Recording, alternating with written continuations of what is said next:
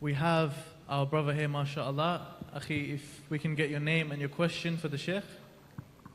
Assalamu alaikum wa rahmatullahi ta'ala wa barakatuh. I am Karamo Cham. My question today is based on this. Some of us came from somewhere else, and there are lots of sisters who also are in the same situation. They don't have family here, nor do they have close friends, and we're talking about nikah here. Can we throw light on this secret marriage? Can we have nikah where it's only me and her and no one else? Because this might be based on personal question. Thank you very much. My brother, Jazakallah khair. I really, my heart goes out to those who are perhaps from abroad. They're here alone and they don't know, perhaps people are not ready to marry them, they don't know much about them, etc. It really is difficult. But the question about secret marriages, I need to tell you that before I get to that, someone had asked me a question. We were talking about it earlier backstage, that young people, it's becoming very common, they say, we did our nikah. And you ask them, well, how was it done? They say, well, he put a mahar in front of me and he asked me if I would be his wife, and I said, yes, I would. I said, and who was the witness? So the answer is the greatest witness of them all. I say, who is that? He says, قُلْ كَفَى بِاللَّهِ بَيْنِي وَبَيْنَكُمْ شَهِيدًا. Isn't Allah sufficient as a witness between you and I? So Allah was the witness, and Allah witnessed it. Okay, don't let the devil make you think that that's a nikah. That's actually invalid. There is no way in the Quran or the Sunnah that a marriage can be officiated without proper human being witnesses. There needs to be human beings. Allah will witness the witnessing of the human beings, and He has witnessed it. But He has asked you to have human beings as well to bear that witness.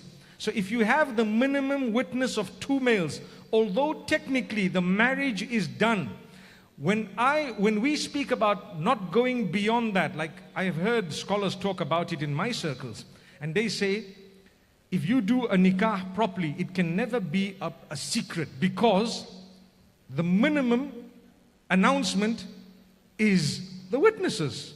It was announced to them. They saw it.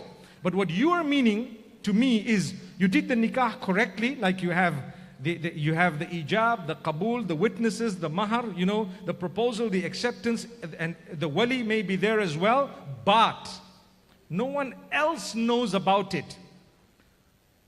Well, I can tell you something, from a correctness point of view, for the nikah, if the wali is involved, the witnesses are involved, the mahar is there, the proposal is there, the acceptance is there, technically it may be a valid nikah, but from a social perspective, it wouldn't be a wise thing to do.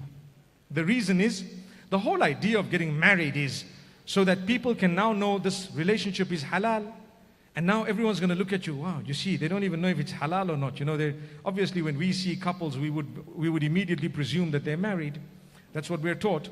But you're going to be ducking, diving, hiding. And I tell the sisters, a lot of the times when you become, meaning when you're ready to have a secret without anyone knowing, you're heavily abused thereafter without you being able to do anything in a lot of cases.